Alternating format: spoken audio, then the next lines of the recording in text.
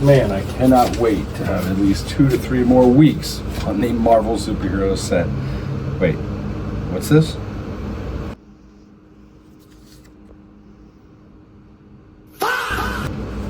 Well, I'm gonna need some help. ManaWeavers!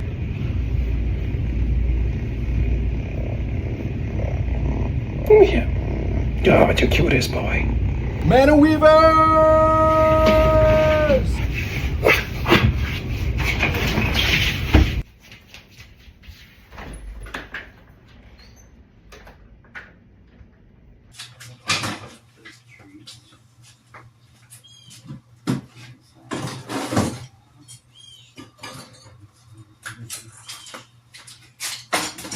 ManaWeavers!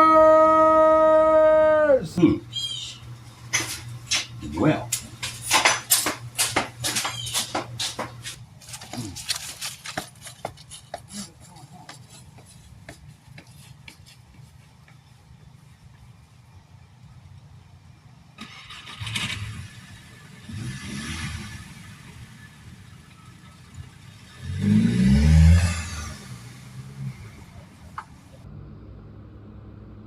ManaWeavers!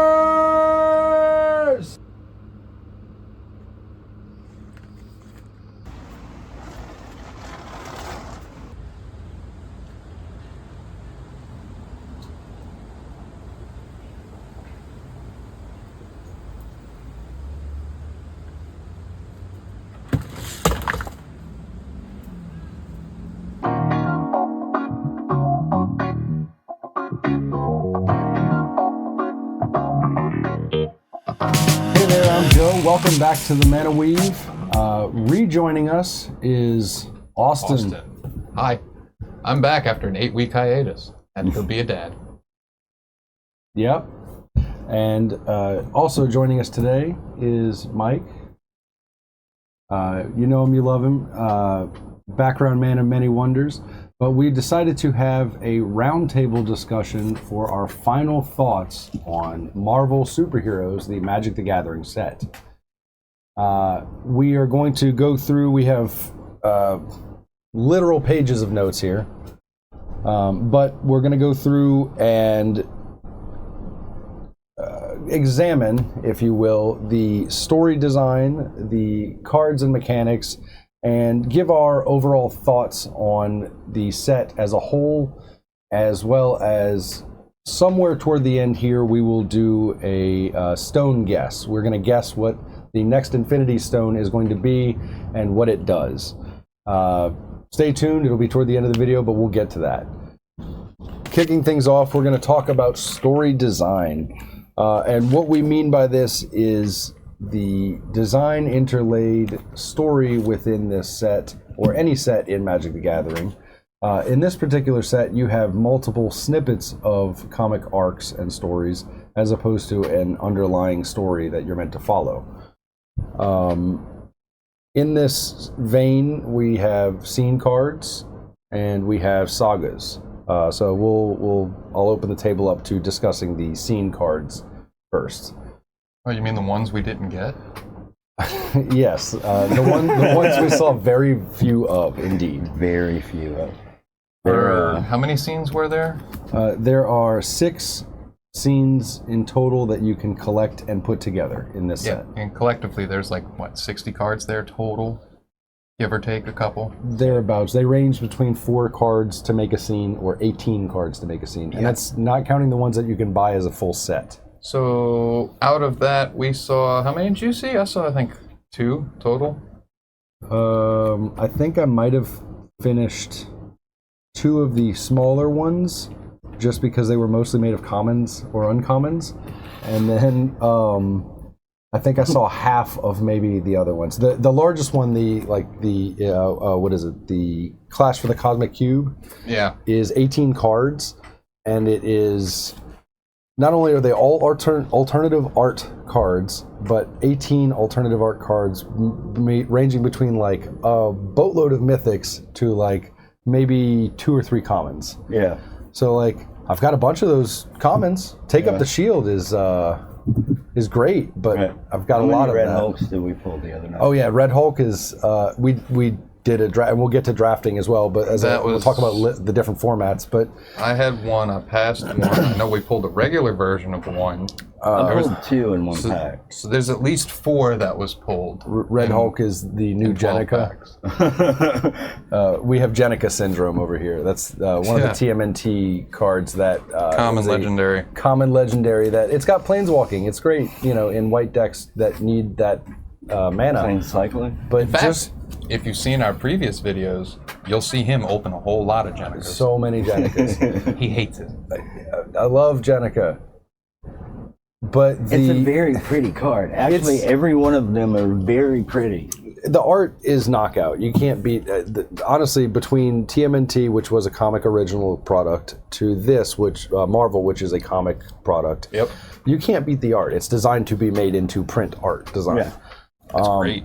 But speaking of TMNT, there were only 3 art sets in the TMNT set to put together. Yeah. Half as many. Yeah. I believe we ended up finishing all of those, both of us each. There were what, and- like 18 cards? Yeah. I was gonna say far less total, cards. All total, I think it was like 18 cards. Yeah. And honestly, a whole lot easier to get. Absolutely. You could get them, most, if not all of them, in the normal regular play packs. Yeah, and these not so much. It seems like they're really pushing the collector booster agenda there, which we're gonna talk about. All of this fun. $45 MSRP for a collector booster is interesting, astronomical. I'm not angry. It's just interesting. We won't even discuss Hobbit.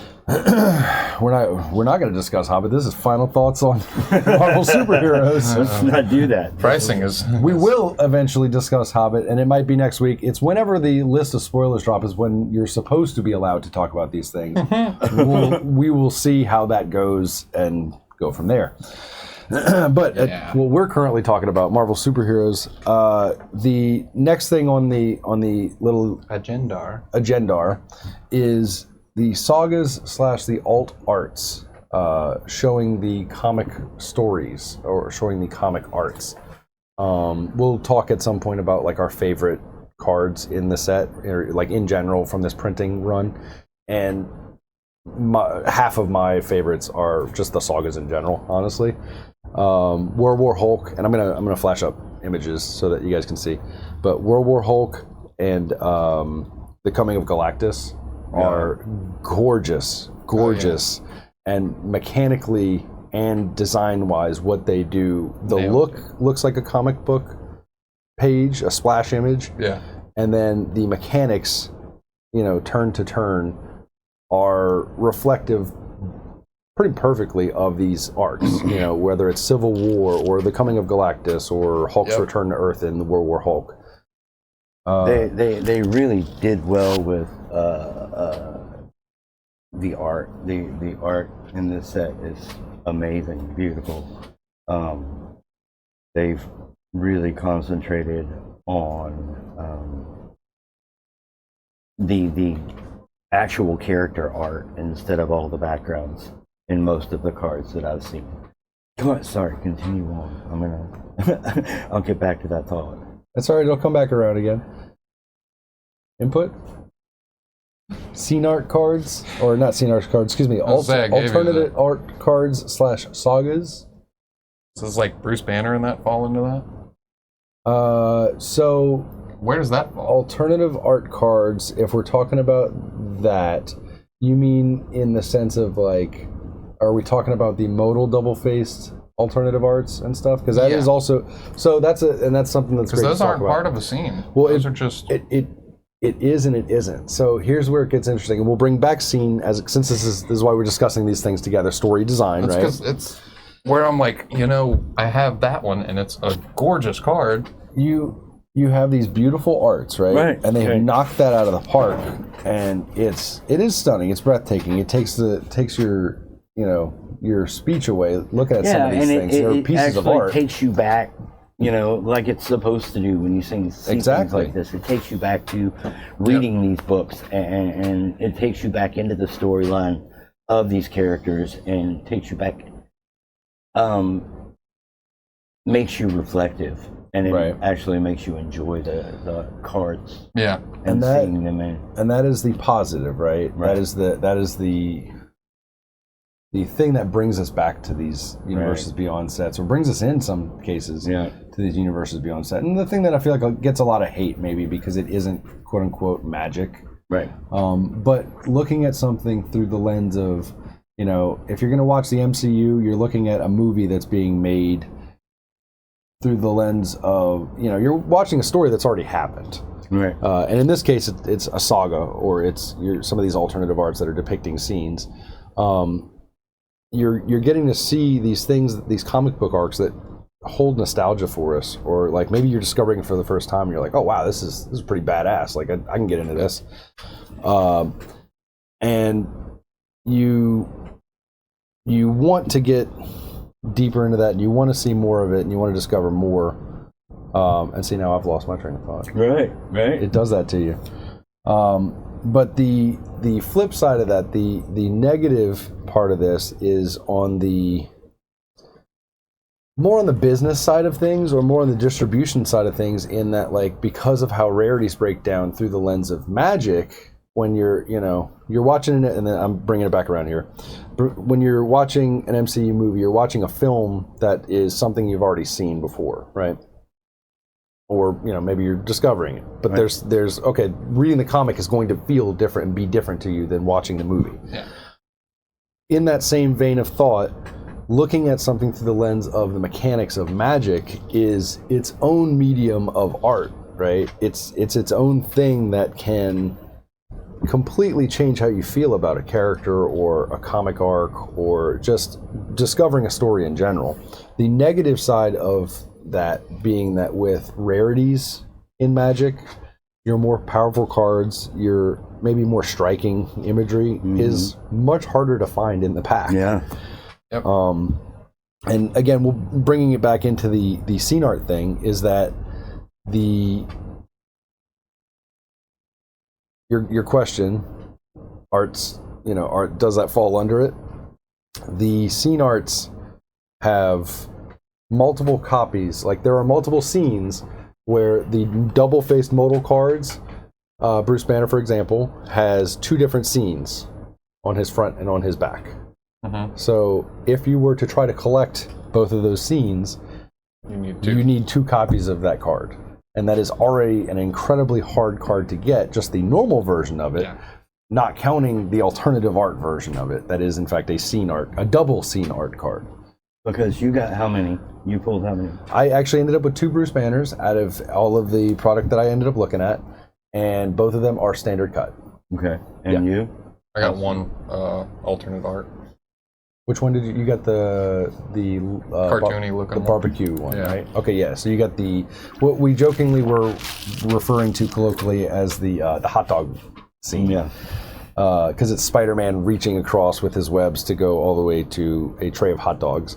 But it's the Avengers Balcony Barbecue is actually what they titled it. It's Really cool it's very cartoony, but very, very awesome and very Marvel.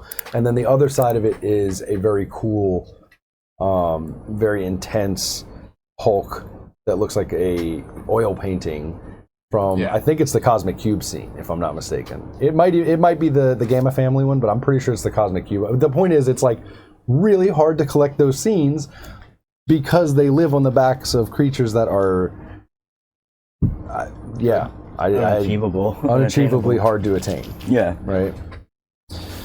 And we're talking about just Hulk because that's the one that I think we saw the most of as far as double modals. Yeah, which is saying something. Yeah, I got the nameplate in the background, Tony Stark. I think I pulled. That's the only other one I got. I got the Kingpin. I think I pulled the She-Hulk. The Jennifer Walters. Yeah. You got the She-Hulk? I got the She-Hulk. And you got a She-Hulk. So there you go. Between us, there's like maybe 4 or 5. And between the three of us, this isn't any point because I won't say numbers or any amount of what we have pulled. But we've opened enough product between 3 human beings that like there should have been more than of 4 or these 5. things, seemingly. But that's just kind of our retrospective thoughts as far as the story design, the card looks and arcs and things that are baked into this that are naturally comic booky and how they translate into the mechanics and Magic the Gathering in general. Yep. Yeah, I think they did really well with the transfer of powers between comics and Magic. Absolutely. Like, they seem to have nailed that. Absolutely. And speaking of nailing it and mentioning powers, that's a nailed it for the segue. We're going to talk about the cards and the mechanics specifically now, as far as, and again, a retrospective. This is our final thoughts as we've gotten to watch this season unfold. Watching, to be fair, Prof and other people's videos and seeing what their predictions are and what they think would happen eventually and what will happen and has happened. Now we are going to talk about the mechanics specifically and kind of how we have felt they've impacted. We are a commander pod, a commander table for sure, but we do play the limited game here and there, and mostly avoid standard, to be fair, but we'll talk about toward the end here the impact of this set on the various formats. Kicking us off on mechanics, though, we're going to start by talking about the power-up mechanic. This is another form of exhaust, monstrosity, kicker. Yep, paying an additional mana cost to get something else other than what your creature does. Yeah, I feel it. And you can only do it once. It is a exhaust style used once per life of the creature, so to speak. Yeah. So playing it in a flicker deck, you could actually do something good with it. Yeah, absolutely. If you like the power up, absolutely. So Yeah. we'll mention Wonderman. Yeah. Wonderman is the only creature that allows you to use a power-up ability twice. It allows all your creatures to Right. use it. It allows all creatures on your side of the field to have their power-up ability used multiple times without having to be flickered or bounced or whatever, recast. You get the idea. But not only is he the only card that has this ability to multiply that effect, he, being the dramatic actor that he is the only card whose power-up ability is written differently than every other creature's power-up ability, where there's a couple of extra periods to denote a pause for drama. Right. So he's the drama queen that he is. I do love Wonderman's shtick, and I love that he is the superstar that he is in this mechanic, boosting other. Right. He kind of riding the coattails of other creatures by letting them be the stars The big that they bulky are. things that they are. Yeah. But in general, I feel like the power-up ability is just, it's overpriced. It is generally pretty overpriced, even with the ability to discount it on By the cost. Yeah, by the cost of the creature as it enters. Because it has to be as it enters, that is a rough thing. And we mentioned the blink deck possibility of it. There are some of these that are worth blinking because you have your Dr. Dooms that, wrong villain. You have your Kangs that when their power-up ability goes off, they give you extra turns. Or when their power-up ability goes off, they do something that is a world effect that is good enough to support them being blinked. Thanos. Yeah. The rough side of that is that there are a lot of these creatures with power-up that, and unfortunately Hulk is a few of them, that their power-up ability only affects them, and realistically it only puts +1/+1 counters on them and does like some other side effect that's very selective, like haste for this turn or something of that nature, right? Yep. Underwhelming for the price. Yes, underwhelming. Yeah. So if you're going to try to build a blink deck with this, definitely look at, most blink decks with this at its core, the power ability will be a very selective group. I would assume helmed by Thanos as the 5-color commander. Yep. Because it gives you access to all of the power-ups that you'll need, because it is such a specific list of power-ups that are usable besides just giving +1s. Right. Because when you blink, the +1s fall off. Then it makes it a moot point of blinking. Yep. Teamwork? Teamwork? I mean, if you want to do teamwork. That's freaking teamwork. So, we have some teamwork.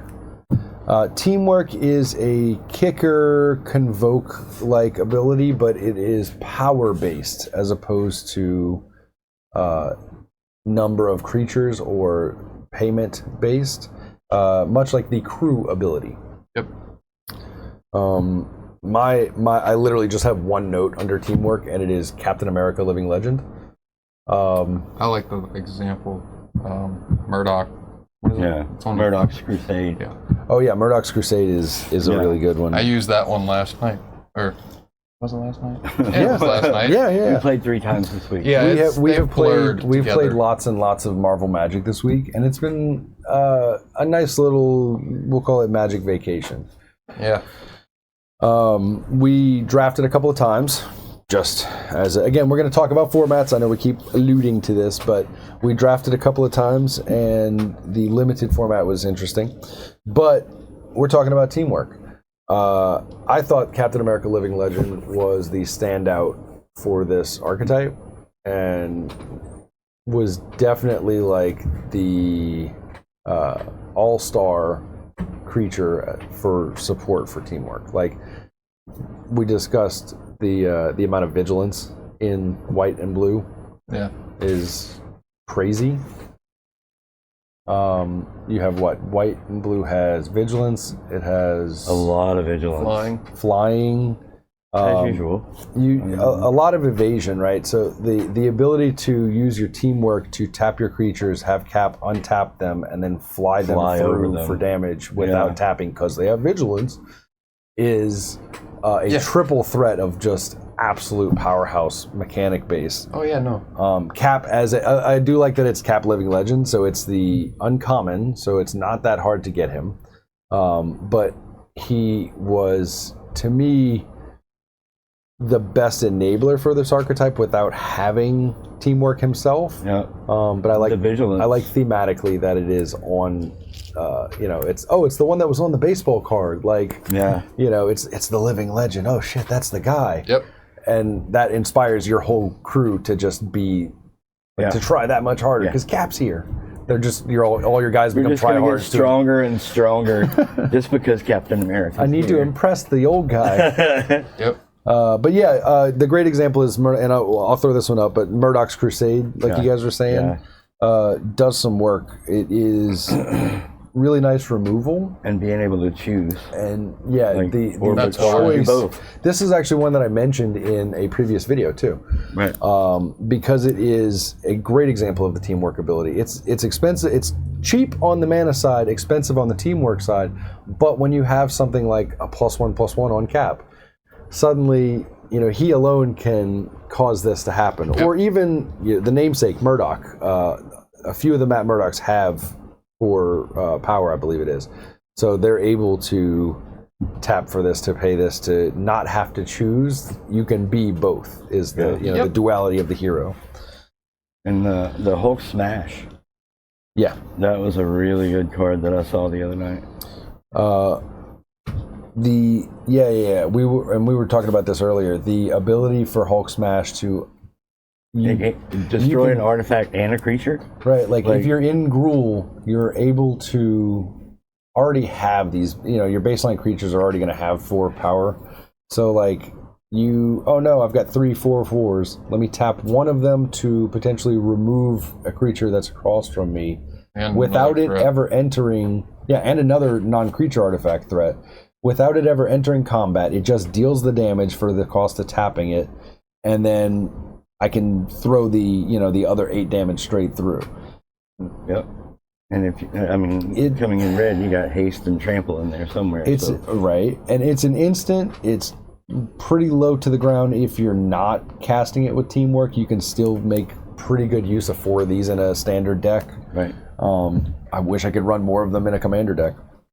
I wish they had more cards like this at this cost. Honestly, in commander, they're in there, but this is a nice little instant speed. Lets you choose between, kind of like an Abrade.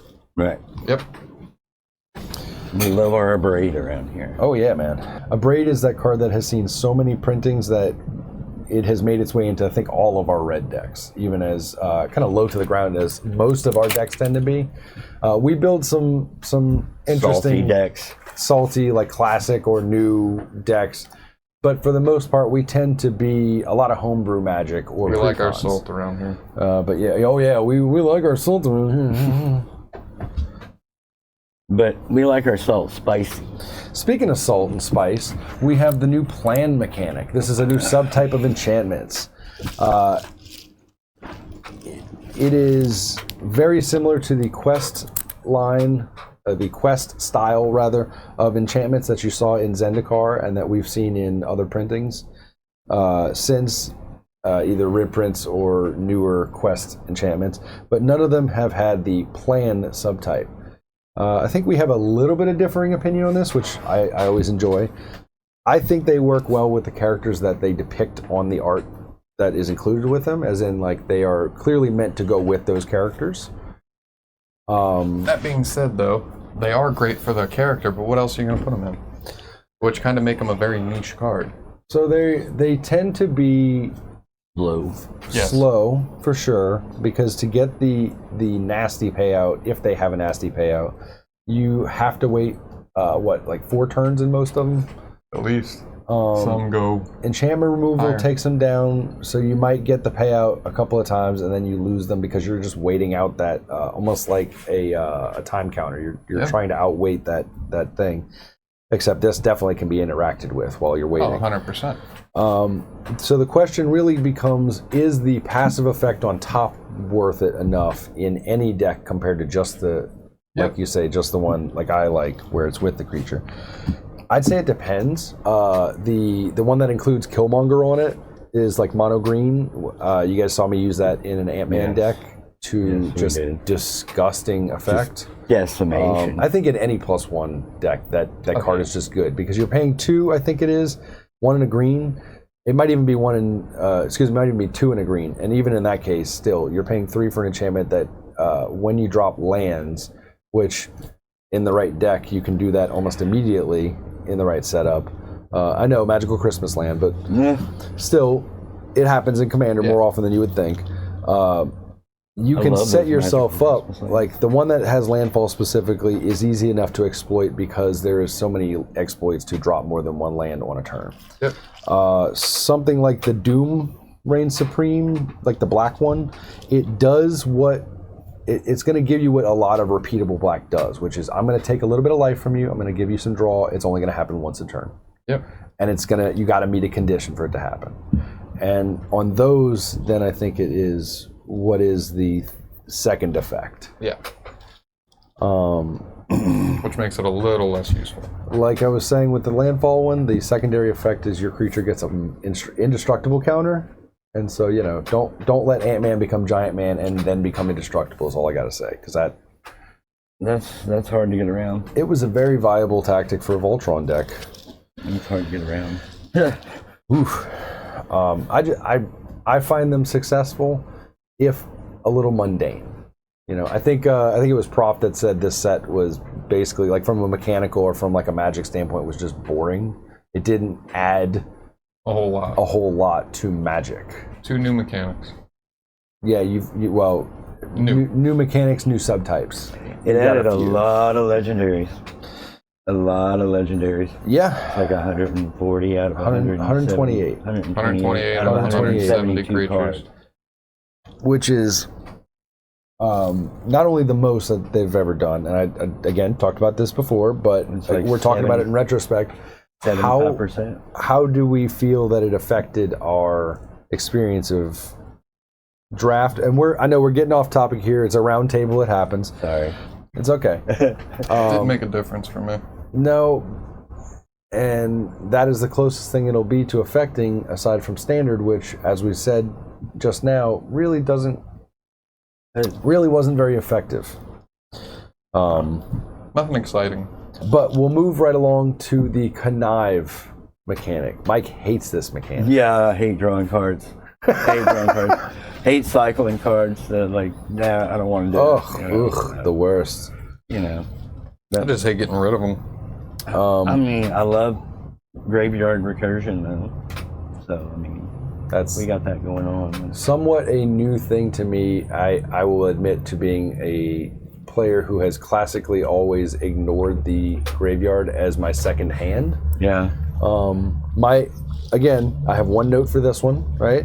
It is that the most talked about card in Marvel superheroes when it comes to Connive is Ledger Shredder. No, it did not get a reprint, but people will not shut the up about it.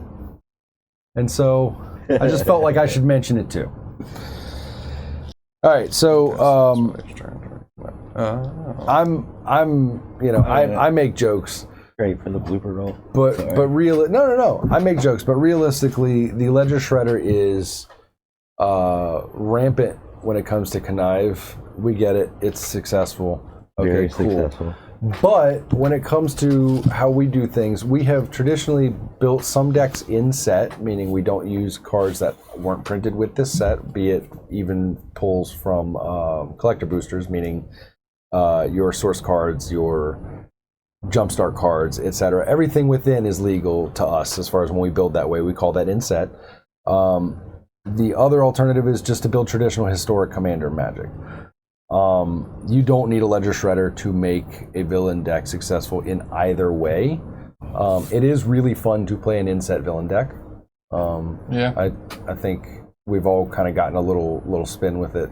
Yeah, it was a lot of fun the other night. To play that mono black deck, actually. Yeah. It was fun. Yeah. My red green was a fun deck to play, and I concentrated on villains. I really like the villain character archetype that they put into this set. Yeah. I think it worked really well together. I think it definitely shows Wizards has made that choice that Grixis is going to be their villain color. Yeah. And they've also chosen that Connive is going to be their villain mechanic. Their villain. Just as it happens, it's incredibly powerful as an ability. Yeah. Okay, you get a +1 on a creature if it's a non-land that you're discarding. That almost becomes just the gravy at some point because, again, you start to build decks where it forces you to start to think about, like, okay, I can't ignore this archetype. Right. And then, like, me personally, I'm saying this, like, I was never a graveyard considering person. And now it's like, all right, you can't ignore this mechanic because now this has injected so much of it, and it's so good. Well. Right. I just started getting into graveyard recursion myself. Oh, it's fun. I just started enjoying it. It's a lot of work. Everybody has their thing, which is totally fine. Austin is a lover of the graveyard and of the aggressive playstyle. And so, like, stuff going to the yard is nothing to you to be able to be like, oh, cool, we'll just play that again. It's okay. Let me tap this guy over here. Reanimates are awesome. Yeah. I haven't had the chance to play it yet, but working on it, the mono black Zemo commander deck has been. It's not in set just because there's too much shenanigans that you can do out of set that I couldn't not. But it's been a really, really weird thing wrapping my head around. Like, okay, this card is way too expensive and is going to hurt me by making me mill like a bunch of cards and blah blah blah. Like all of the things that you traditionally teach yourself are negatives that you don't want to play, and you're like, oh, that's a garbage card. Pass. You want it. Suddenly you're like, oh, cool, 5 black pips. It goes in. You're just looking for as many black pips as you can to get rid of. And I'll throw a copy of Zemo up so y'all can see. But yeah, you're just trying to get as many black pips in the graveyard as possible. You don't care what you're actually playing over the course of the game. As long as you have 1 life, by the time you can get Zemo out and swing, and you're like, cool, I've got my win con in my graveyard. I've milled all but 1 card. I'm at 1 life. Like, I'm gonna win the game. He takes and then you can. It's a very high-low, very risky play style. Yep. But Connive is inherently baked into that because the +1 is like the bread and butter. Oh yeah. Right. The real meat and potatoes is the fact that you're getting to cycle a card, and so you're drawing a card, getting through your deck, library. And you're thinning your library out while getting to fill selectively what's in your graveyard because it can be from your hand. Yep. Whole bunch of exile. Yep, and a whole bunch of. I like that they've given a little bit of cameo attention to flashback as well. Yeah, I love the flashback mechanic. One of my favorites, actually. Absolutely. I again, anecdotally, we just played, and I did get to play the Matt Murdock Fearless Fighter. Oh my god. It's a masochist deck. It's only one of 2 cards that, like all of Magic, that is, it wants you to hurt yourself in order for your opponents to die. That was the problem. Yep. I just kept throwing chunks of myself at you until you died. Yeah. We'll talk about it. We'll talk about it when we get to favorite cards. But we've definitely had some fun. But let's move on to the next mechanic, which is modal double-faced cards. There are 5 at the mythic rarity. There are, as we mentioned earlier, multiple versions of them that if you'd like to collect all the scene arts, you have to get. They are stupid rare. Very rare. Whole bunch of collecty boosty. Yeah, there are quite a few of them that you can only really, your best shot is really only from a collector booster, because there are so many versions of them that you can potentially get. You can pull them out of play boosters, but it's like, I think that's the less than 1% chance you get. Like 1 in a million. 0.002%, something around there. Yeah, no, it's a real number. It's total. You could do it. You could just keep buying it. Just keep buying the cards. Right. It's fine.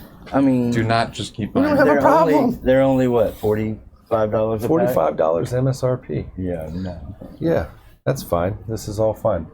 But they're we kind of already mentioned the odds as far as like how many we pulled between us, and it's not good.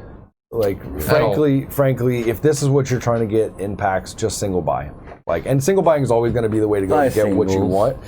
Except in the case of like the stones right now, one's going for the one from the Mind Spider-Man. Stone's going for 60-ish, and Soul Stone's going for about 100. 107. I think last I looked at it was 120. Okay, so it's gone up since yesterday. Yep. That's crazy. Yeah, because it is getting to the end of this set, and so, scarcity is hit. Because everyone's been buying up. Yeah. So people aren't going to have access to things. They think their sets are going to run out, not realizing that there is another printing coming. Spider-Man sets are getting thin, to be fair. But then that's also the set that sat on shelves for months and months and months. And so there's warehouses of that somewhere. Yep. $115 card. Creating scarcity, maybe? Yeah, it sounds like. But... yeah, so as far as that goes, the modal double-faced, your odds are not good, honestly. Nope. But the last thing we'll talk about when it comes to mechanical or design-wise are a couple of cards, which we were dabbling into talking about this, which is the Mind Stone, and also talking about Mjolnir. Yes, because both of these are, yes, it's hammer time. Life's full of nails when you're a hammer. Every problem's a nail, right? Keep nailing it. Nailed it. So Nailed it. There are 2 mechanically unique artifacts within this set. One of them is Mjolnir, Thor's hammer, and the other one is the Mind Stone. Mjolnir has a equip cost, or an equip ability, I should say, that is called Equip Worthy. That is mechanically unique. Nothing else exists that has that. Yep. It is consequentially a very expensive freaking card. It is a mythic, and it is very rare also. Seemingly the mythics seem to be pretty hard to get. Harder to get in this set. As many mythic / rare slots as there are in collector boosters or just in general, you would think that you would see more of them just in general, equal to maybe other sets, but perhaps those slots are filled with other rare legendaries. Source cards. Yeah, I didn't. Or potentially, source cards, which are going away apparently. We'll get to that, but I didn't see a mythic in the packs that I pulled the other night. And it's not a guarantee, we don't expect necessarily, but we do know that there are supposed to be within every few packs at least one. You're supposed to hit one every now and again, just by odds. And it just didn't seem to be hitting the same way, or I felt like there were more repeats this time around, and a lot less of those modal cards floating around. Or if I got, it's like, look at this great, it's the nameplate style art where it's got the character's name in a solid color behind them with a solid backer, and it's like a cell of the character doing something. Yeah. Hawkeye, Yeah. just so many Hawkeyes. Scarlet Witch, which, for the record, let's talk for that for a second. That is the I know we're Promo totally card. derailing here, but that's the promo card in both the gift bundle and the normal bundles. So you're guaranteed to get that already, that Scarlet Witch, and that is, for me, the biggest letdown card of this set. It's not like a Jenica where I'm just like, oh my gosh, I'm so flooded with it, except that it kind of is in the way that I got Jenica Syndrome on the Scarlet Witch because it is instants and sorceries of 4 or greater, basically, right? And that's what it discounts, which is there's almost none, less than 15 in this entire set that fall under that. So this is clearly a commander set. Absolutely. This is clearly a set that should have been a Commander Legends set instead of a standard set, and every set is standard now. So what's the difference? Right. But talking about Mjolnir and the ring. The ring. I don't know. Mjolnir and the end stuff. The Hobbit has got me. God dang it. The precious. Anyway, I thought you weren't talking about the Mjolnir. all right. And We're talking about the Hobbit. We're talking as we all. But we're talking about Mjolnir and we're talking about the Mind Stone. That was a sidetrack, and I'm not going to cut most of that out. We're just going to bring this back around. I'll cut a snippet of that out. You're not going to know what. Ha ha ha.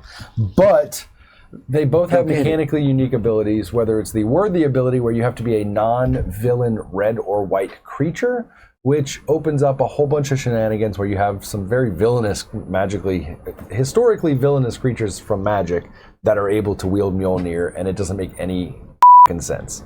I am well aware. And then you have the Mind Stone, which obviously don't chase, but is one of those cards that it's better than the Soul Stone mechanically. Yeah. It allowing you to blink. Not for free, but after it's harnessed, essentially once for free a turn. Very similar to the Paradigm ability. The difference of that is Paradigm is exiled and stays out and gets to be reused every turn. This can be exiled and just be gone. It has Indestructible, but it can still be exiled. Yep. Or bounce to hand, or it doesn't have hexproof. The only real protection it has is that it can't be destroyed. You'll have to reharness it. Exactly. Usually the harness abilities, we're going to guess, are pretty steep. So they've so far been not that bad compared to what they give you. But again, the Soul Stone was not really very good, and the Mind Stone is better, but still is just one blinked creature a turn. Right. The rarity of it makes it absurd for how much they want for this thing, when what it does is mid to best. Yeah, it's a Conjurer's Closet, but slightly cheaper, except that the harness cost makes it more expensive than a Conjurer's Closet just being outright cast. Yep. And both are removable, to be fair. But it is a unique mechanic, the harness mechanic, so it's worth us mentioning. Don't buy it. Don't. Please just look. I understand, because I'm tempted myself to buy like a single. Because buy singles if you're gonna do something, or if you have the access and local support, do proxies. No shame in the game. We play kitchen table Magic, which means we support whatever you want to do and attempt or whatever. As long as you talk and rule zero this out with your group, that's what matters, right? We're all here to have fun. Nobody's here to surprise, ruin each other's day. If you are, your group will take care of that. But Lord of the Flies, eat them. But Kill it with fire. Kill it with fire. But the consensus usually takes care of that. That's what Rule Zero is for, is to talk it out, right?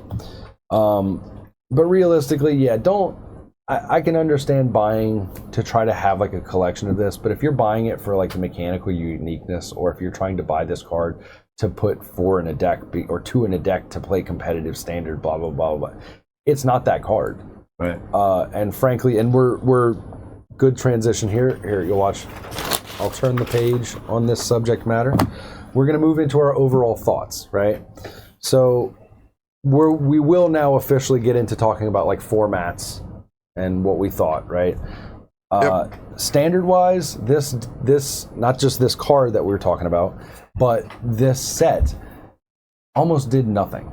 Barely put a dent. Yeah. Thoughts? I know we're not standard players, but thoughts as far as, did you see anything that looked even remotely close to a Badger? What is No, it? there's Badger Cub, nothing in the No. set that does that. right? Not even remotely. It's not even gonna be on anyone's watch. Right. The CEDH of standard is unchanged with this set. Okay. I don't really That's my feel opinion. So the normal standard tournament winning meta, you mean, of standard is It's completely untouched. Agreed. Yeah. Yeah, I don't think it hurts standard at all.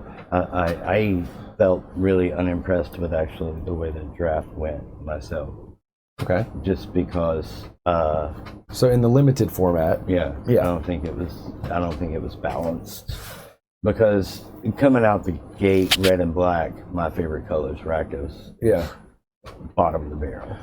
fair. You know, and actually they're two of the most aggressive colors in Magic combined.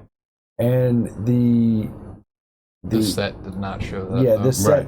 Well, it's not even a didn't show that. It didn't reflect the mechanics that, like, we were discussing this earlier, right? Right. They've chosen Grixis to be the villain colors, so red and black fall under that umbrella, and therefore, what abilities do we give Rakdos this time around, right? Menace. That's basically it. Menace is in the barrel. Connive is in the mix, Menace, because they're connive. always conniving. They have plans because, and that's a new subtype, but plans are part of what works with a lot of those villains.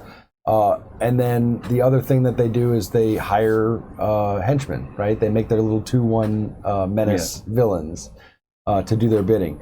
Very thematic, very on point, very underpowered compared, which is funny because normally that is the shtick of Selesnya, green-white.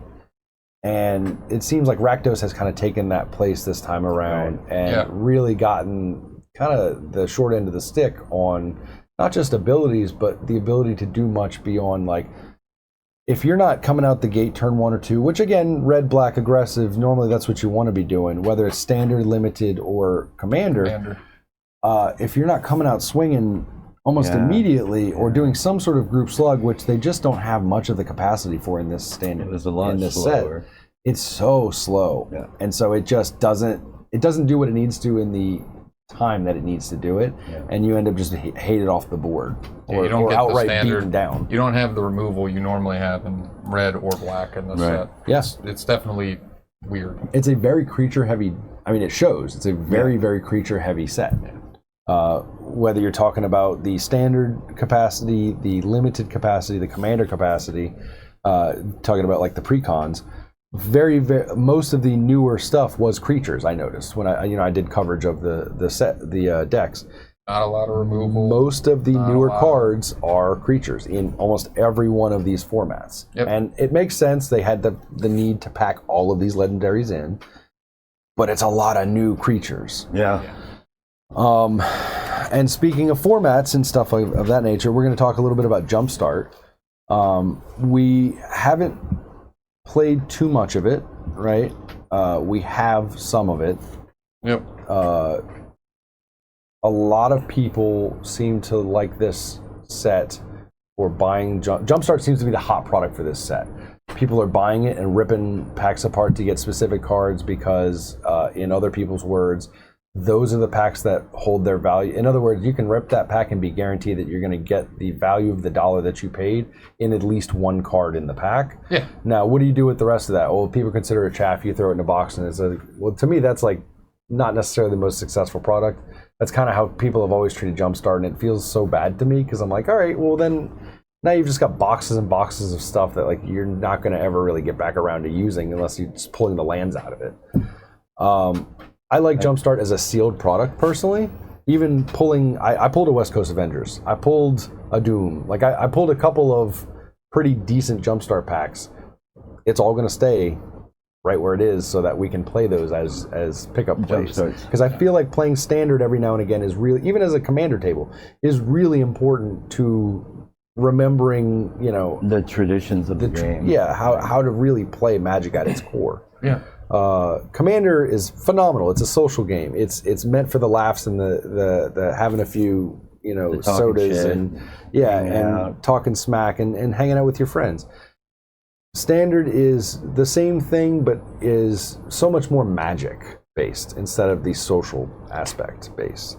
Absolutely. Jumpstart really kind of can bring that back around without the meta that Standard is just so out there. My personal anecdote I always bring up is sitting down against somebody for the first time I ever went to a Friday Night Magic, and I borrowed my buddy's Koth the Hammer deck. And it was like, oh, it's a Planeswalker deck. I kind of know what that does, right? And I sat down, and the guy that I played against, I'd never played again. Because the guy I played against him, he forced me to play 2 games. He didn't really force me, but the social pressure there, I felt forced into, you got to finish at least 2 or 3 games, even though he pub stomped me so bad in the first game that I knew there was no way that I could possibly even get close to beating him. So I was like, oh, I'm good. I'm good. I'm out. And no, you have to. I was like, okay. He had 4 Snapcaster Mages, and that was the Innistrad set that they had come out, and they were around $88, which sounds like nothing now, right?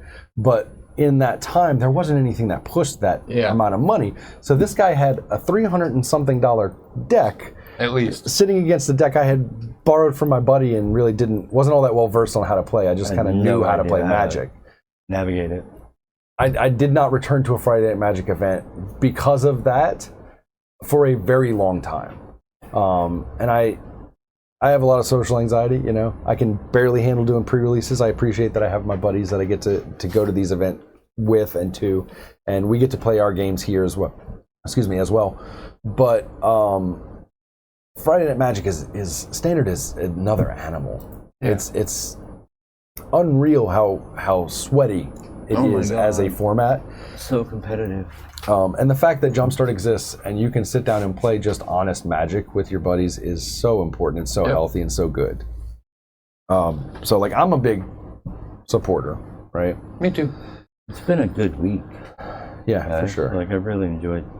For sure, we've had some really dope Magic this week, and some just really nice hanging out. It's been great to see you guys.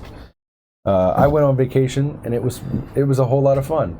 It's a lot of work because bringing a big group of people to a theme park, I won't say which, but bringing a big group of people to a theme park that you are familiar with and love to talk about the various things and play tour guide. And I love doing it. That's the thing. It's not nothing that was put upon me at all. I do it because I love it, and it is exhausting because I don't know my limits. I hope that shows in this as well, honestly. I do. I hope that comes through because this is a labor of love. It truly is a labor of love. But in that same vein, man, we keep getting these home run segues. Let's talk about our favorite cards. Oh my gosh. What cards do we love? Oh my gosh. I'll kick it off real quick because I have a couple of quick ones. I kind of already mentioned one of mine earlier, but I built a Daredevil Fearless Fighter deck. That is a Daredevil that, and I'll flash the image of it, but that is it's one of only 2, maybe 3 cards in all of Magic that wants you to hurt yourself in order to share damage with an opponent. And so when you put that through the lens of a Fiery Emancipation and damage multiplier or something of that nature, you're just like, oh no, I'm going to take 3 instead of 1, but then you're going to take 9 instead of 3. Suddenly that becomes just so much more viable, and that's so uniquely interesting to me that that really caught my attention. Yeah. And then my other half of my favorite cards would be, I have Coming of Galactus and World War Hulk. I'm putting them up just because I want to show off the beautiful art. But the sagas in general are so fantastic for being representations of the little snippets of story that we have from just the history of Marvel's superheroes in general, in all of their comic history. So that's my choices for favorites. Dr. Doom and the Cosmic Cube, obviously my choices. They just work so well together, and they do the thing, and they function. Hands down, my favorites. Which Doom is that? That is the one you pulled, the comic book art. Oh, the one that makes the Doom bots? Yep. Okay, yeah, fair enough. And I did it on the TikTok, but I'll flash that one up so you can see the actual Cosmic Cube. Yep. And I'll show you guys the prettiest version because they have a couple of very pretty comic book versions. Oh yeah. For the of Cosmic all Cube of them. and for Doom. I'll show both of those, but I know lately we've seen a couple of little shenanigan plays pop up for Doom, where it's like, oh, you can do this thing. I think it's like a Nim Death Mantle and a you can do a couple things Ashnod's with Altar allow you to go infinite and make infinite Doom bots. And there's so many infinite combos. So in this set. funny that you can just like Doom comes with an army, like Yep. by doing dark magic, which is like again chef's kiss. They knocked it out the park with the theming. 100%. So yeah, great choices for sure. Cosmic Cube wise, what do you have to say about that? I know you saw that hit the battlefield. It can do some crazy crap. Yeah. It's based on what, the highest power of creatures you control, I believe it is.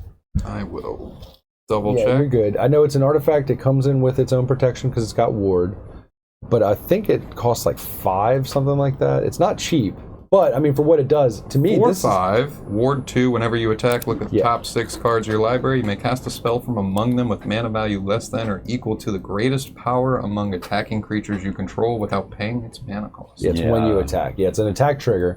So what the cool part about this is top 6.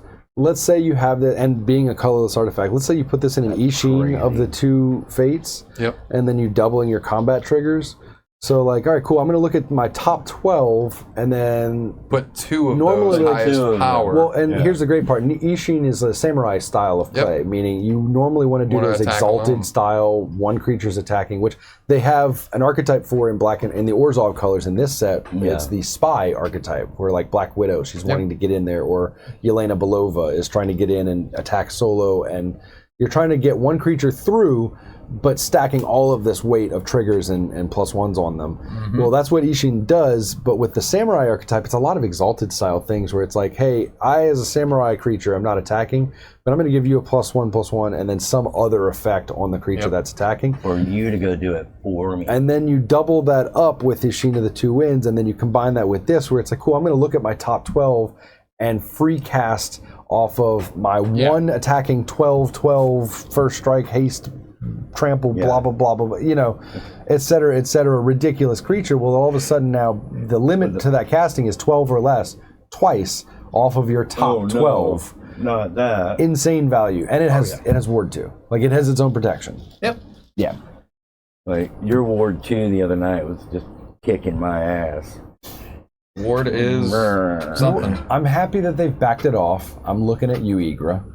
I'm definitely looking at you, Igra. Sorry. But I'm happy that they've backed it No, off. it's not. They have stopped putting ward on every single creature, but something like the Cosmic Cube, I think it fits. Absolutely. I almost wish they had put them on the Infinity Stones. Like I feel like certain legendary artifacts like that have an innate magic around them that is like, it's almost like plot armor. Like it has its own protection built on. It should somehow have that. And I know that they have Indestructible, but as we said, it's not that hard to just exile it nowadays. Right. Yeah. So Exiles everywhere. yeah, exiles all over the place. So it's just one of those things where I wish that they had ward on a couple more unique items like that, and even like Thor's hammer should have it. Yeah. Right. Mjolnir should have that, I feel like. But then on the other side of that, I do feel like there's a few. I'm happy they backed off, because there was a while where ward was on everything. Oh, look at this 2/2 with ward. Why? Why does that 2/2 have ward? Like, what's the Like, point? I'm gonna of that? block it and kill it with a 1/3. Right. That I'm gonna beef up at the last second, because I'm not casting it on your creature. I'm casting it on my creature. Why does it have ward? Right.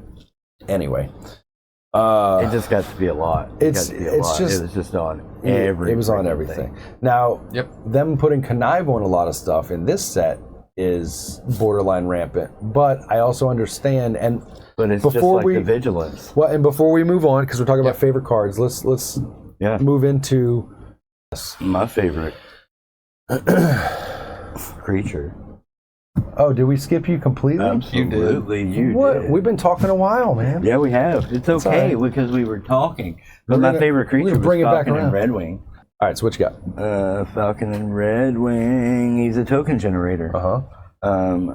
And whenever he deals combat damage, you create that many bird creature tokens with flying and put a +1/+1 counter on Falcon and Red Wing.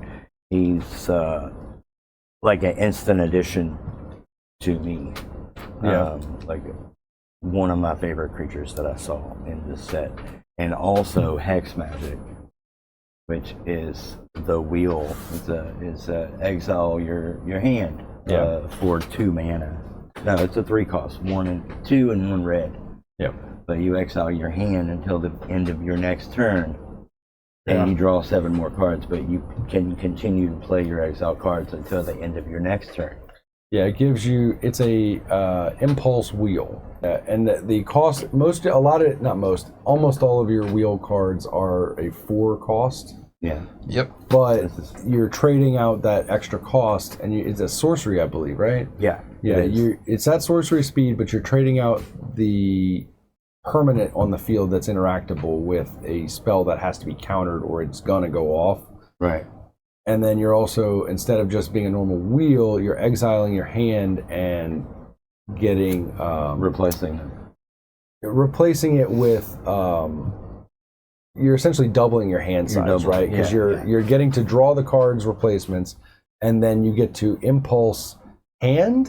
You get to continue playing others. all of your exile cards. Right, so until the end. Right, it plays like an impulse draw. Right. But it is what was your hand. Basically having access to 2 of your hand. Right, so it does give an appeal to doing it with stuff in hand. So you just... Because I think you're drawing as many cards as you're exiling, right? Yeah, so you double your hand size for 2 hands. Right, essentially. Yeah.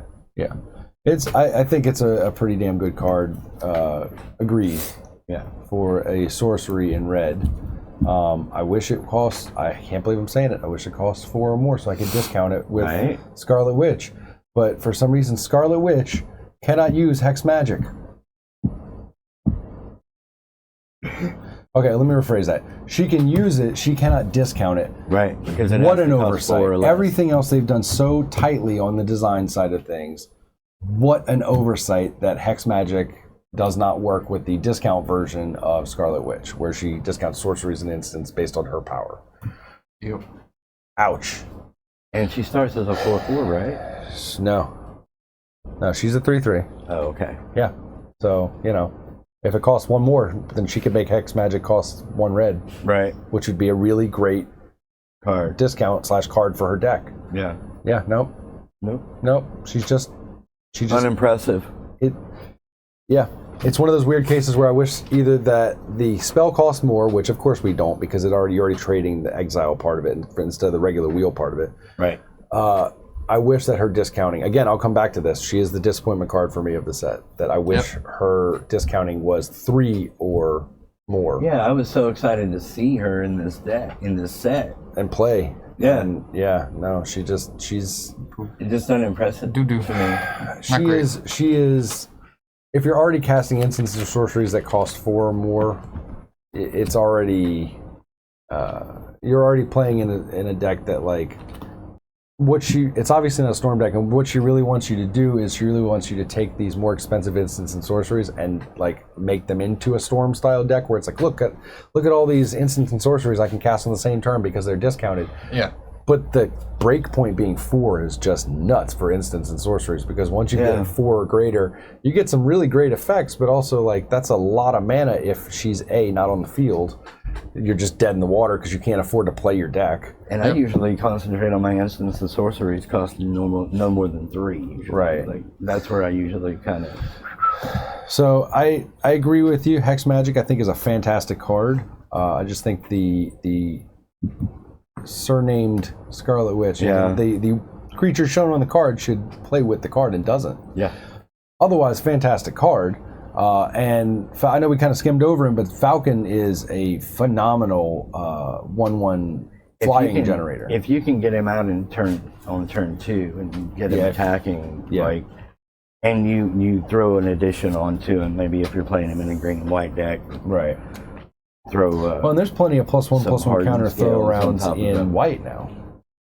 There are a lot of +1/+1 going out. Yeah. Throw them in a keyword deck. But hardened scales would go off with this. A doubling season if you're in a Selesnya combo. He will definitely do some work in those. It's funny, but you could really, he would be a powerful ally in a Wakanda deck. Yeah. Something Selesnya but almost in set for Marvel would really fly well, pun intended.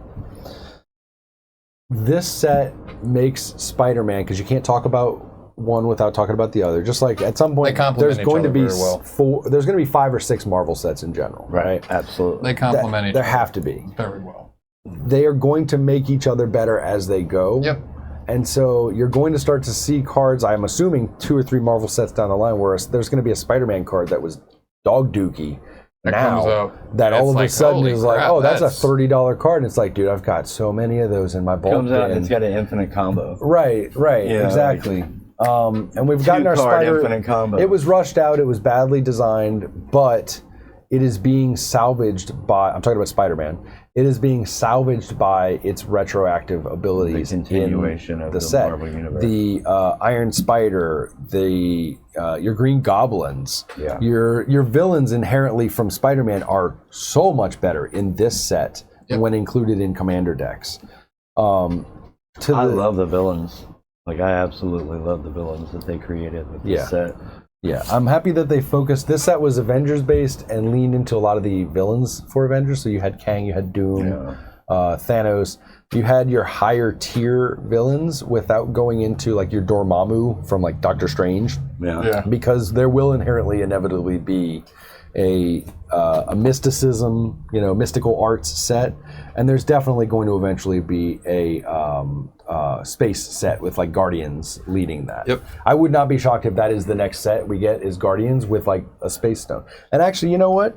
Let's move into our little mini guessing game that I promised at the top of this. But we're going to go along to our stone guess now, the so promised guessing of what we think the next Marvel set's stone is going to be, as well as what we think it is going to do. That'll include the color, but doesn't have to include the converted mana cost, right? You don't have to guess how much it's going to cost. And we can all assume that every one of these stones is going to be a mana rock. They're going to tap for whatever color of... All probably be indestructible. Right, they'll all probably have the same baseline effects, maybe different costs based on their different harness abilities, but we'll be guessing essentially the harness ability and which stone it is. Austin, you can take the reins. I think the next stone could potentially be the time stone, and it'll probably be something to do with extra turns. Probably cost you like 7, 8 mana. It'll probably be a blue one. Okay, so you think it's going to be a blue time stone that gives extra turns. Yeah, makes sense. All right. I mean, time stone is green. They don't necessarily stick with the color scheme of the stones from the comics. That was a bit of a shocker this time around. But okay, extra turns. I feel like that's going to be expensive. Oh yeah. Or the stone itself will be cheap-ish, Harness ability will but be then expensive. the harness ability, right, will be expensive. Mike? I'm going to say the reality stone Okay. in red, Yeah. and it'll probably be about a 6 cost. And it'll affect like a repeating chaos warp effect. Okay. Yeah. Activated mana. Okay, so like the ability to target, not necessarily just your opponent's stuff, but maybe in your stuff, to like zap stuff and chaos warp Maybe it. flicker it. Or, well, we've gotten a flicker one with the white one. We did, yeah. Okay, so here's a good question. Does the 2 that are out so far only affect your permanents, right? So far. Okay. So I would assume that, yeah, if we're getting a repeated chaos warp effect, then you could potentially, like, after you've harnessed it, maybe like each turn you're able to shuffle a permanent from your side of the field into your deck and put a permanent onto the field. Like, again, like a chaos warp effect. Yeah.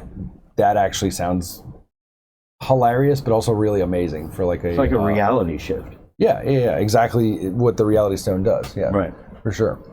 I think that's a solid guess. I'm thinking, and I think I already said this, as far as like hoping that the next set is going to be space-based and Guardians will be like the headliner creatures team, whatever, of that set. I'm going to go with the Space Stone, and I also think it's going to be blue. I don't think. We'll see. I don't know what the Time Stone will. I do like the idea that the Time Stone is extra turns, but that's not traditionally a green effect. I don't know what the heck they're going to do, but I'm going to go with space for my guess. And I'm going to go a little out there and say that this is going to, after you harness, have the ability to move permanents to different zones or maybe to hand. So like either like a bounce effect or potentially the ability to move your permanents from like the field to the graveyard or the field to your deck. Your library. Right. To be able to change the zones of creatures, or maybe even like, it sounds wacky, but like a discounted, like negating commander tax kind of deal, where it is the ability to move it from, they'll have to errata this, I'm sure, at that point, but the command zone to the field kind of thing would be kind of interesting, I feel like. Much like the extra turns when they would have to make that astronomically expensive for the harness ability. It's like a phase shift. Right, almost like a phase shift. And they haven't done phasing, even though they've done Flicker now and Return from the Graveyard, I believe is the other one. Yep. Yeah. So, but we will see. But that's our three guesses as far as, that's our stone guess for the next set, Marvel set that's going to come out. Leave us a comment. Tell us what you think. Yeah, for sure. Please tune in. We got a lot coming up. Yeah, we got have a lot of things going on. We got a lot cooking right now. We in the works. We have a gaming series where we're hoping that you will watch along as we play some Commander, and you can watch the silly shenanigans that we've all been seriously training up for. It's a lot of fun. We're a bunch of goofballs. We definitely never miss triggers, and there definitely won't be a sign on that wall that says in big letters, "Watch your triggers." It's fine. But we're going to give our final thoughts here, just as far as the Marvel superhero set in general. Personally, I thought this was a home run. You know, we can give a little rating kind of thing, you know, out of 10 or whatever. For me, if Spider-Man was, and I know I'm going to catch flack for this, if Spider-Man was like a 5 or a 6 out of 10, right? If you're a Marvel fan, the other 4 to 5 stars are out in the garbage can because of the sincere misses that they had on that set. To explain, this set I feel like is a solid 8 or 9. I'd have to agree with you. 8.5 is my bet. That's fair. I'm gonna probably go with an 8 and 8.5 because I feel like they with the character base and with the nailing the power conversion. The design choices, the converting superhero powers to mechanical function in a game that is inarguably the most complicated card game on earth. We're over 31,000 cards now. They did a really good job, I feel like, of giving us some good power cards for Commander. Again, this should have been and really was a Commander set, like Commander Legends. Absolutely good to a Commander. But now everything is standard and blah, blah, blah, blah, blah. Play what you are able and don't put yourself out and don't put yourself in the poorhouse, so to speak. When it comes to buy singles, play locally with your friends, play at game shops. They usually don't charge you to like play with friends. Support your local game shop. Support local, fantastic, yeah. And if they charge you $10, you know, chip in with your buddies and pay $10 for an afternoon at a table is much cheaper than a lot of the other activities that they have going on out there that are just everything is just so outrageously expensive. But if you have to and you can't afford, buy singles, play at home with your friends. Kitchen table magic is so important, and have fun. This set to me was really, really important because it showed that they can do a Marvel set and it won't be completely disappointing, honestly. Yeah, I feel like it was fun to play, but I feel like I actually enjoyed playing the Lorwyn set and the Strixhaven set more. Yeah. You see, now is that from a mechanical standpoint? Yeah. Yeah, okay. Just the way everything interacted and worked, I felt like it was actually better designed than this one.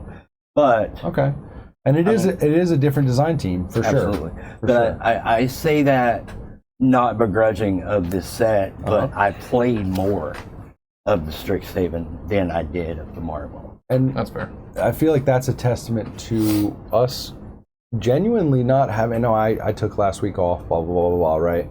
Damn you and your vacation. Oh gosh, how dare I? But I feel like it's a testament to the fact that it used to be a 3-month rotation where you had a set every 3 months. You just don't have that now. And sometimes it wouldn't be a set that was. We used to have Commander Legends. We used to have Modern Horizons. We used to have Pioneer, even though that's not like a standard rotation of things. That you got them occasionally. We would be getting product that wasn't standard destined product and didn't have to pass that metric, and so. Your standard rotation was nowhere near as fast as it is now, and then your commander rotation is astronomical because these are all technically historical cards, and so all of them are legal to play together except for the banned stuff. And it's like every 8 weeks, 8 to 10 weeks. Right. We're expected. Excuse me. We're expected every month and a half to 2 months to hop on board to a new train. Yeah. Yep. And it's a very expensive ticket. I know you just got used to this one, but wait, here's another one. Hey, have you gotten used to playing with any of these Marvel cards? And now I'll say this, I will agree with Prof. After having opened some product and after having done some limited drafting, I can honestly say that it only takes 1 to 2 drafts to see basically every card in the main set. Even if we did get a booty load of Red Hulks and see a decent amount of repeats, and only 2 mythics came out of that entire draft night set. And they ended up in my deck, by the way. Yeah, that's true. And not to sound greedy, well, actually, they ended up in my wife's deck. Right. You ended up playing them, but we had a decent draft between the 3 of us and my wife. But credit where it's due, she knows how to play Magic, and she knows how to draft a deck. I was going to say she can play, she can build, but it's fun and limited, but it is limited. It is so named. You know, after 1 draft, you don't feel the need to buy another draft night. Yeah.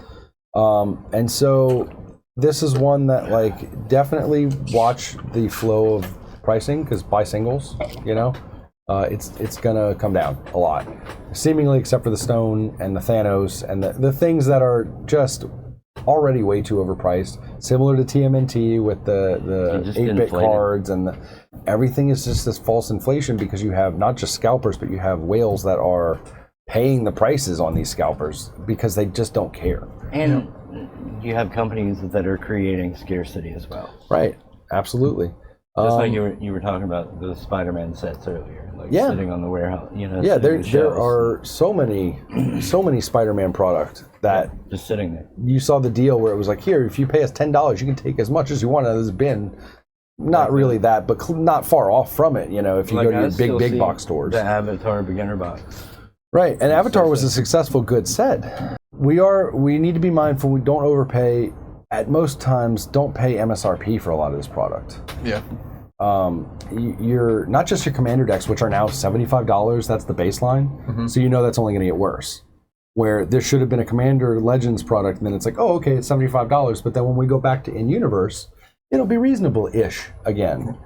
We can hope. But they've been nickel and diming upping it by $5 every set, and now they're all in standard. So the trend will be that they will continue to do this. Yeah. I'm not going to pay you more than. I really don't want to pay you $75 for a pre-con. I don't care if you put $100 and something worth into it. I mean, I didn't build it, so there's no heart to that. I started in 2020, and pre-cons were like $35 a piece. Yeah, $35 a set. They have like at the least doubled now. Like, what have you doubled? Yeah, you know, you've doubled the price, and the worth is not that much more than they have always been. But that is it for our final thoughts on Marvel Superheroes, the Magic the Gathering set. I am Joe. I'm Austin. I'm Mike. And we have just such a fun time over here, right? Always. But we hope that you have enjoyed this very, very ADHD-laden roundtable discussion as much as we have. And later me enjoy editing this, leaving that in. But past you's a jerk. Past me was a jerk. Future you might also be a joke. But if you like our particular brand of humor, we are hoping to lean more into a bit of entertainment along with our information. There doesn't really seem to be too much of that going around, so I figured it's a particular niche we could try to help you guys keep you entertained while keeping you informed. Yep. But we here at the ManaWeave hope that you will give us a like, a subscribe, Thumbs up. a thumbs up. Seek us out. We're on TikTok. We're on Instagram. We have a Discord. We're on YouTube. We're on YouTube. We have all of these things. And this has been the ManaWeave podcast for almost at Final Fantasy. And Marvel superheroes. I'm getting there. And this, The Hobbit. The Hobbit. And this has been the Marvel. This has been the ManaWeave podcast for the Marvel Superheroes Magic the Gathering set. Not Hobbit. Not Hobbit. Not the Hobbit. Not the Hobbit. By singles. By singles.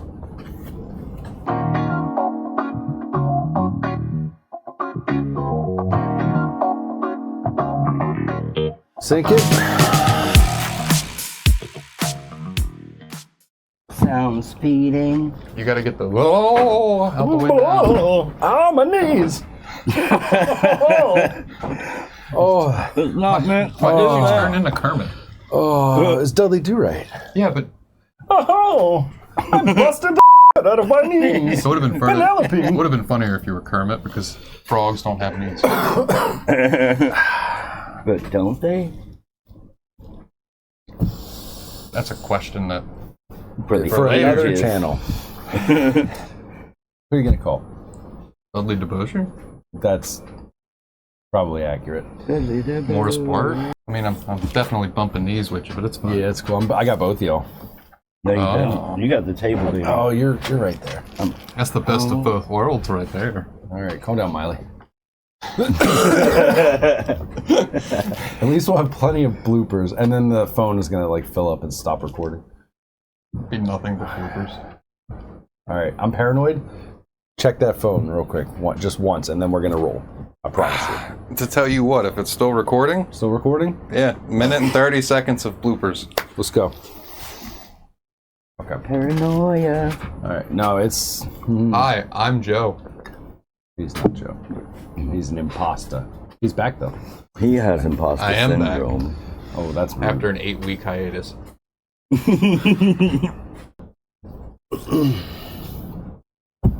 Intro. Jazz hands.